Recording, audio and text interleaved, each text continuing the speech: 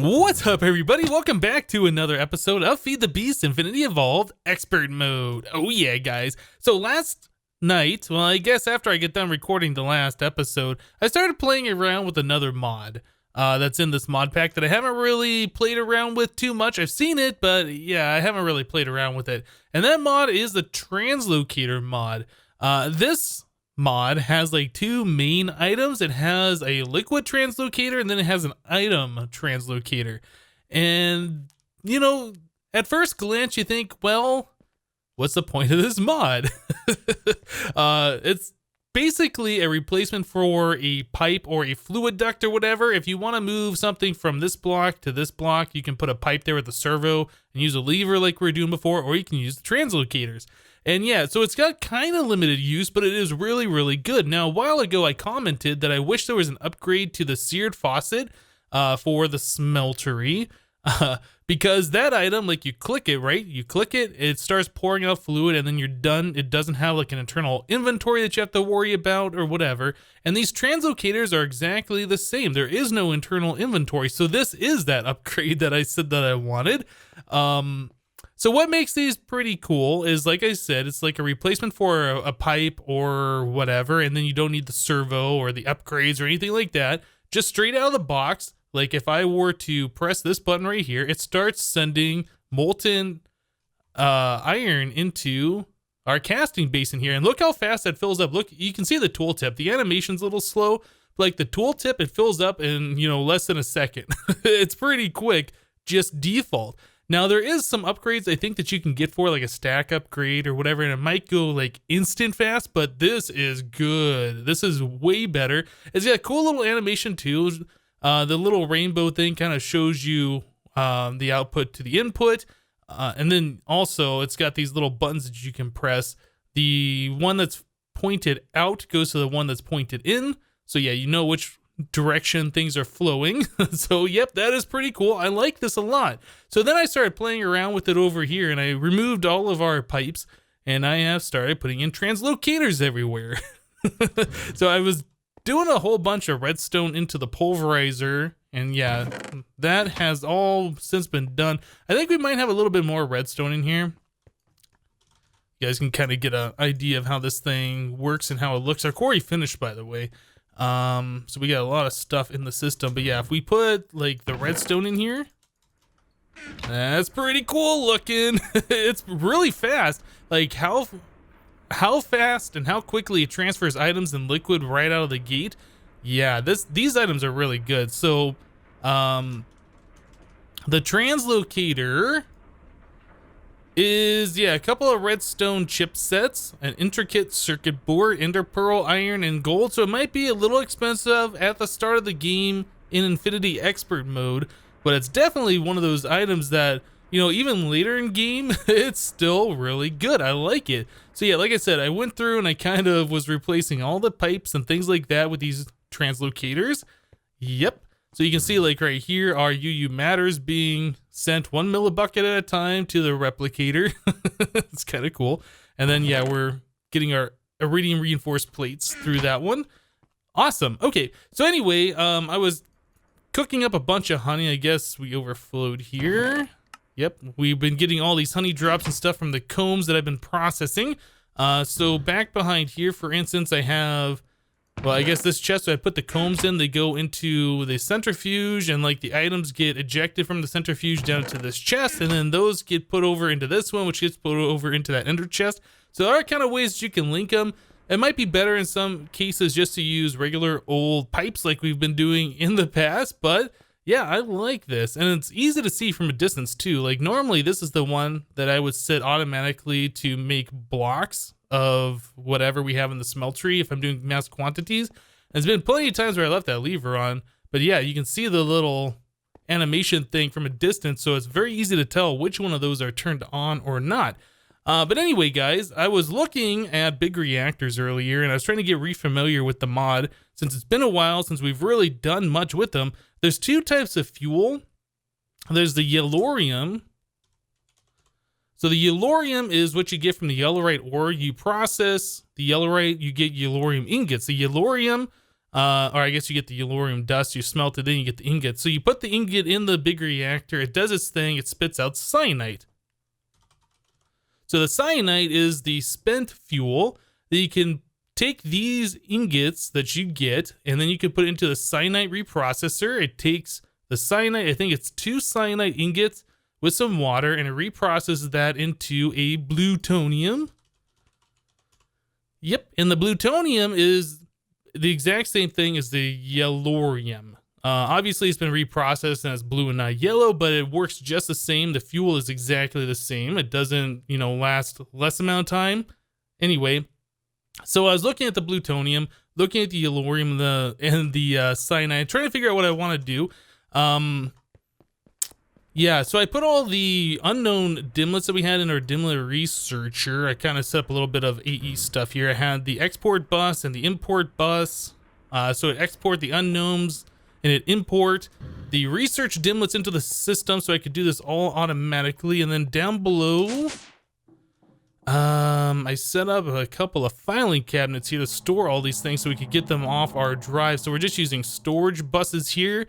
No filters or anything, just a higher priority than the other priorities in the system. So this is the first place items try to go, and the only thing that can go into here is these different research dimlets.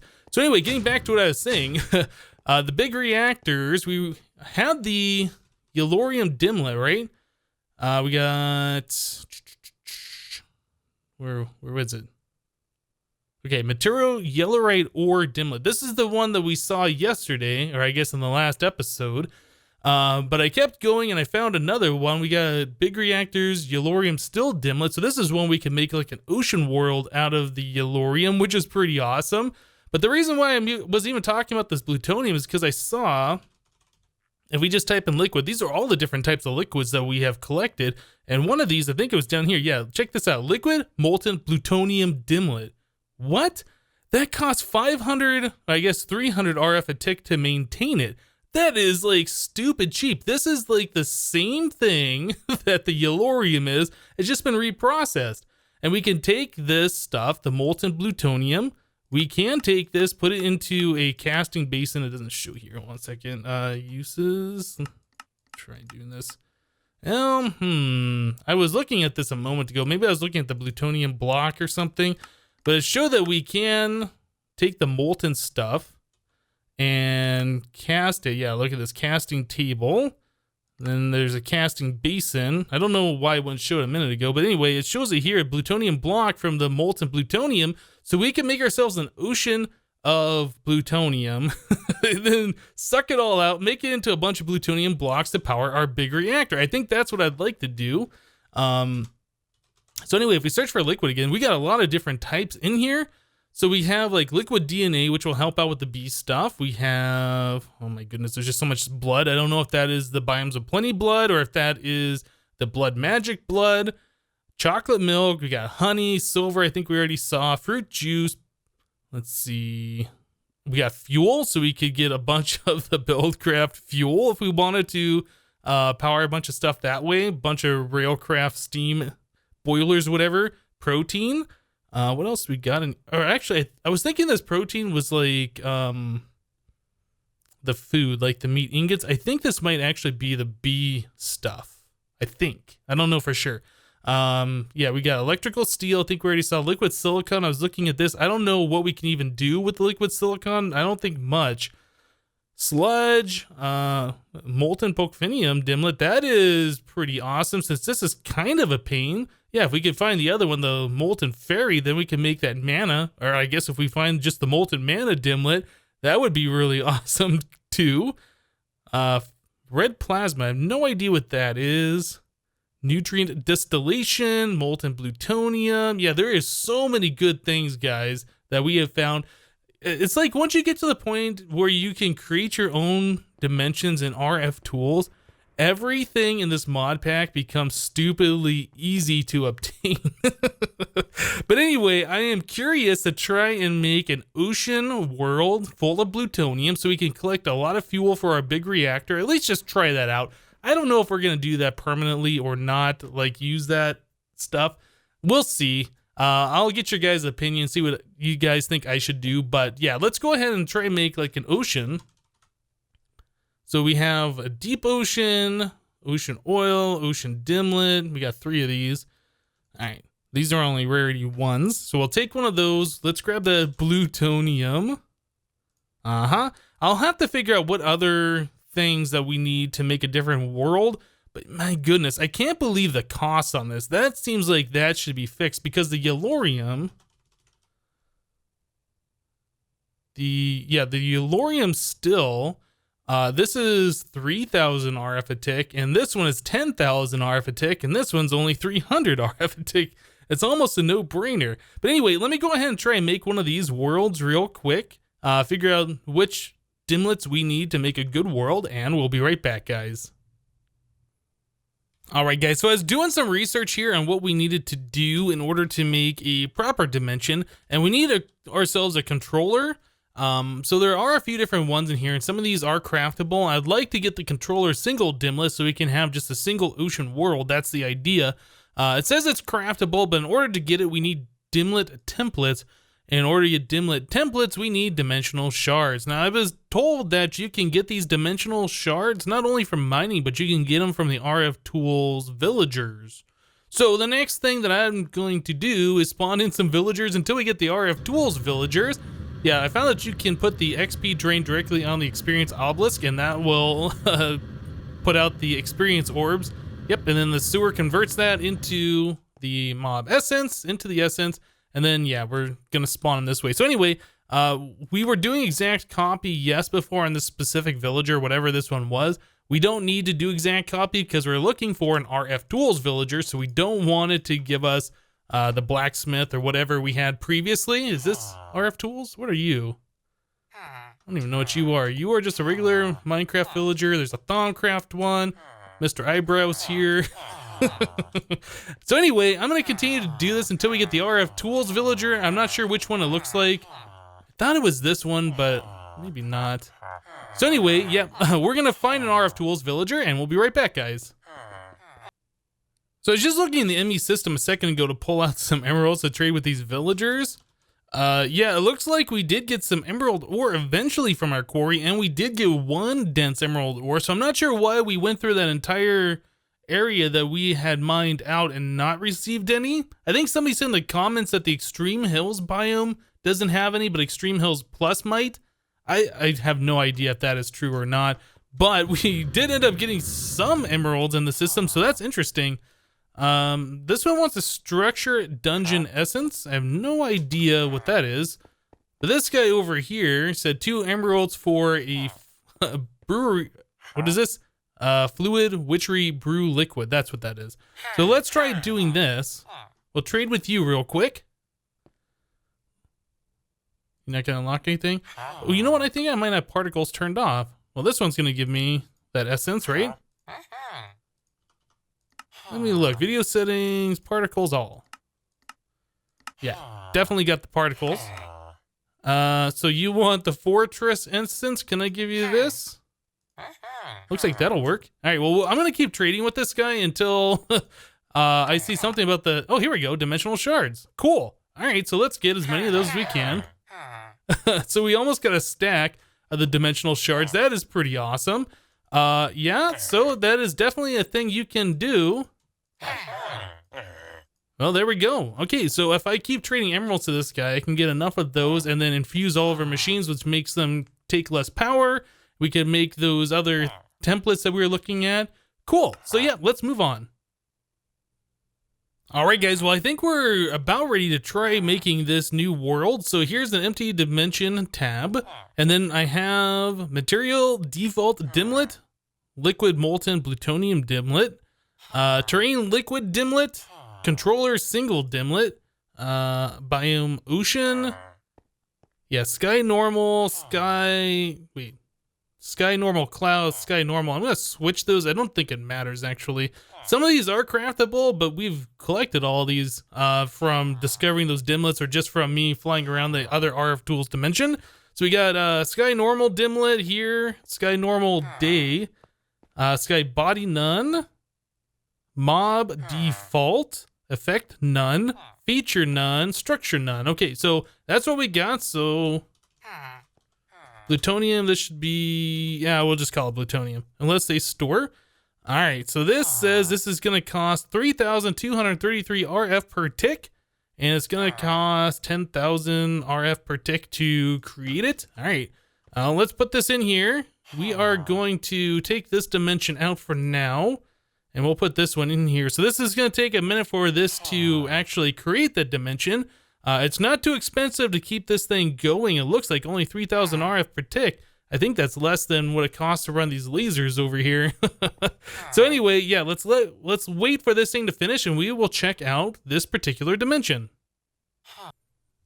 All right, guys, so the dimension is fully powered. It is currently powering up. You can see that it's gaining power, so we are able to keep this thing powered all of the time. I did go ahead and I made myself a phased field generator. This is an item that will prevent you from dying immediately if you go to an area or an RF tools dimension that is not powered.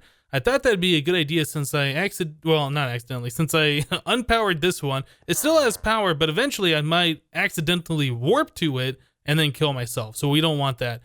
So this thing, as long as it has power, will keep me alive in an unpowered dimension. I did put soulbound on there, and this will draw power from my Wyvern flux capacitor, so we can stay in an unpowered dimension for a very, very long time. Yeah, as long as this thing has power. So anyway, let's check out this new dimension. Let us go ahead and dial it. I noticed that our other dimension is not listed here anymore, and I think that was because there is no matter receiver on the other end. Yeah, the spawn area that RF tools dimension we made last time was kind of wonky, right?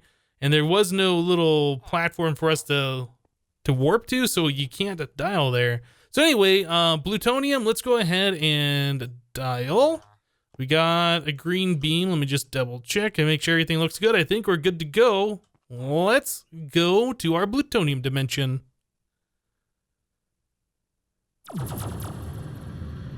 right, well, we're in a box. We appear to be underwater, maybe? Or I guess under plutonium? That stuff hurts. Okay, well, that's a problem. What's below me? Oh, okay, so we got plutonium below us. Yeah, this is the matter receiver that should be here. We appear to be in a box. I assume above us is more plutonium. Certainly looks that way, right? Aha. And this stuff sets us on fire and it hurts when we touch it. Okay. So I guess the next thing we need to do is to get ourselves, I'm going to go ahead and plug this back up. Yeah, we need to get ourselves like some kind of a pump or some way to get this material out of here. I wonder, well, let's see, we are at Y65. I wonder if there's a way we can get up to the surface without killing ourselves. Oh man, I don't know if I want to do that. That stuff did some damage to me, right? Well, actually, let's go through the door once again. Whoop, door, open. Yeah, I don't want to get caught out there. Come on. So it sets me on fire and it does do some damage. I'm just trying to see like how much damage my armor is. It's not really doing anything, is it? No, it's not. If we put water on that, what happens? Nothing? Okay. Well, anyway, let's go ahead and get ourselves some kind of a pump. We'll pump this stuff out and yeah, we'll check it out from there. All right, guys. Well, the current plan is we're going to go back there. I have just went ahead and I put soulbound on all of my armor and things that I care not to lose. I did a while ago put reincarnating on this golden bag of holding. You can put that on there. I forget there's some recipe you can do that with. And you can also dye these bags just by putting that in your crafting grid with different colored dyes. But anyway, yeah, I have reincarnating on here, so if we ever die with this, it should come back with us, just like soulbound. I do believe is how that works. So all of my stuff that does not have soulbound, I put into this golden bag of holding. This will go in my ender pouch. We're just being doubly sure here. What we are doing right now is we are making a ender pump upgrade for our ender quarry. Let's go and make another bucket. I think we should have everything. There we go. Okay, so I'm bringing my Ender Quarry with the Speed 2 upgrade, Silk Touch, bringing some Angel Blocks, a Tesseract. Yeah, there's the Ender Quarry, our Ender Markers, some stone is going to go with us. Let's see, there was something else. Let's make ourselves a Bedrockium drum. Basically, what I'd like to do is capture, a good large amount of stuff so we don't have to keep that dimension powered. We go there, we get a whole bunch, we bring it back, and then we can unpower it later and save on that until we have a ridiculous amount of power. So, Bedrockium drum. Oh, you know what? Actually, speaking about Bedrockium, I don't think I showed this. We do have a molten Bedrockium dimlet. What? So yeah, we can go ahead and make Bedrockium this way. That is crazy. So we were gonna make ourselves a Bedrockium drum. Yeah, these are not that expensive at this point of the game. It is 6 Bedrockium ingots, some weighted pressure plates. Go make those, and there we go. Cool. So now we should be able to store 65,536 buckets worth of the plutonium. All right, so let us put this away back in here. Is there anything else on me that I don't want to lose? Definitely don't want to lose that. Actually, I want one of those angel blocks. Yeah, the idea is we are going to fly up through that molten plutonium, which I really don't want to do because the damage seems to go through my armor. Oh, I wonder if we have fire resist. Do we have a fire resist potion? Maybe I should make one of those. Anyway, we're going to fly up through that. I'm going to set an angel block up in the sky somewhere and put some water on myself to put myself out. You know what? I am going to go ahead and make myself a fire resist potion. Bottle? Do I have any? I don't have any of those. Let's do magma cream. We do have some of these. Cool. And I'm going to need some nether wart. All right. So let me go ahead and make myself a, I guess 3 fire resist potions, and then we'll fly up through that plutonium and see what it looks like on the surface. All right, guys. So here we are back in our little plutonium surrounded box. Let's go ahead and drink one of these fire resist potions. This is the 8-minute long ones. I did increase that with the redstone. So let's hop into this stuff down here. First of all, okay, so this does no damage now. All right, that was my biggest concern. So let's go ahead and fly up, turn off hover so we fly real fast. Okay, here we go. So as far as the eye can see, look at that, we got a little spot. Why is that spot there? Oh, maybe that stuff sinks. I don't know. But anyway, as far as the eye can see, it's nothing but plutonium. That is amazing. A little overpowered, I'll agree, just a little bit. All right, you know what? Let's put an angel block down here so we stop making sounds. I think it's time that I go through all of my stuff and start setting out some things. So first of all, is the sun moving? The sun is moving, so we will get nighttime. So that's something to be aware of, I guess. We'll just have to light up the little platform that I build here. So we'll just make a little stone. Oops, I don't want to change my dimensions. That's the one thing I don't like about this dislocation thing. Yeah, I hold shift a lot and I scroll through my hotbar, and then I get to that thing and it stops moving, just changes the destination, which can be a little annoying, I guess. So let's see, which way do we want to go with this thing? Where was... All right, so I assume our building is right here, so we don't want to go this side. We want to extend out over here. Maybe I should mark that some way so I know later on for sure which side... I think I'll put a torch on the side that is closest to the base, so we send the quarry off this direction or something. Okay, well, I guess not really the base, the entry point to this dimension. All right, well, I think the next thing I should do, actually, yeah, let's go in here, and this one, we click this, we can select it, and I can say, let's unlock it, we'll say set here. All right, so yeah, Y134, we'll lock it again. So when we warp here using our dislocator thingy, we come up here and not underneath the plutonium. All right, cool. Why is there diagonal marks? Oh, that's just some kind of a lighting thing. Okay, I thought like the world was deconstructing itself or something was going on. Anyway, guys, let me go ahead and build a little platform here, set up the Ender Quarry. I don't think I've ever used the pump upgrade for the Ender Quarry previously, so we'll check this out and see how well this works, and we'll be right back, guys. Alright guys, well, I set up some ender markers. Kind of see an angel block way over there in the distance, and there's another one way over there in the distance. There's about 100 this way and 100 that way. I didn't want to go super big because I want to see if this thing is actually going to work or not. Like I said, I might have used the Ender Quarry pump upgrade like a long time ago when Ender Quarries were first introduced, but I don't remember anything about them. So anyway, let's go ahead and get this set up. So there's our Ender Quarry. So we should just be able to stick this thing on our tesseract. This tesseract is set to item mode send only and energy mode receive only. There we go. All right, so that is set right like that. Then we have our Silk Touch upgrade for if there is anything below. I don't know if there is any material down below. We have our speed upgrade just to make it faster. And then we have our Ender Quarry pump upgrade. On top, we have our Bedrockium drum that should be filling up with plutonium. Yeah, I'm going to have to keep an eye on the power usage. I don't know how much more power this pump upgrade is going to use. I might have to remove the speed upgrade. Anyway, let's check this out. So let us right click on this. Oh, look at that. Oh my goodness. How fast is that filling? Where is it even filling from? Well, it didn't start over here. Oh my goodness. Can we see this on the minimap? Doesn't show it. It might be updating somewhere. Yeah, I'm not sure actually how that works. Does it replace the liquid with stone? Huh.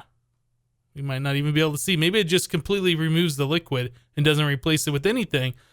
Okay, well, we got this going. We have a lot of plutonium. I do need to make sure that we can dump this out and cast it into something. So maybe we should stop this thing for the time being. How do we stop this thing? Do we just let me go ahead and turn off the tesseract? Let's do that.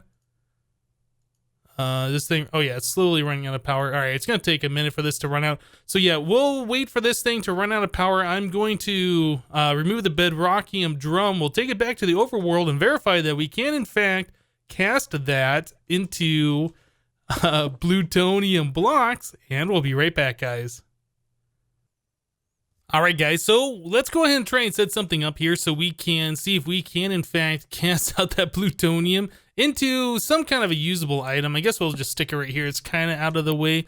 So this is going to be the chest where all of the stuff goes into. So let us, actually I don't even think we need a placing block. Let's do a translocator here, and then we will place a casting basin on top of that. Yeah, I guess I need my pick. Only problem with the translocator, you have to actually find the bottom of the block, like so, to place it. All right, so we'll put that there, and then let's see, what do we want? We want the liquid translocator here, and then we can place this drum right like that. We can place the other one right like that. All right, so we should be able to pull the liquid out into the casting basin, and if this works, we should be able to pull that item into the chest. So let's turn that one on, and we'll turn this one on. All right, so plutonium has gone into the casting basin. Now, will this thing harden up? Oh my goodness. Oh my goodness, guys.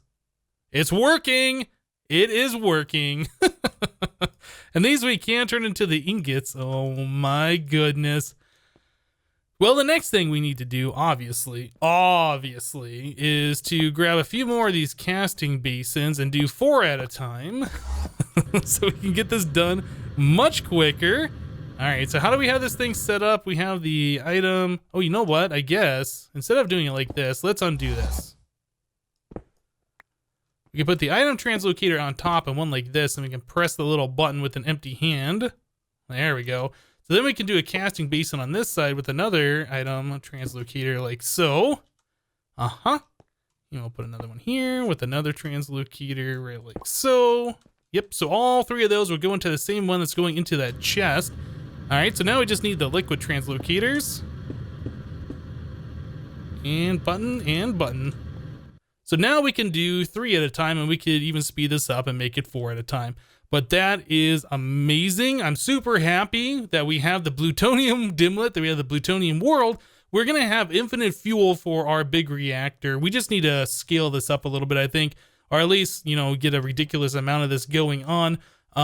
Yeah, so in that amount of time, we collected like 7,000 buckets, 8,000 buckets of this stuff. And we have a full ocean at our disposal, so we can make as much of that as we want. So that is pretty cool. All right, guys. Well, I tell you what, I think we're going to go and wrap the episode up here for today. RF Tools is super cheaty. I really like it. There's a lot of great things you can do with that world. But then again, there's a lot of things that you can do with it that takes away a lot of the fun of setting up other machines and processes.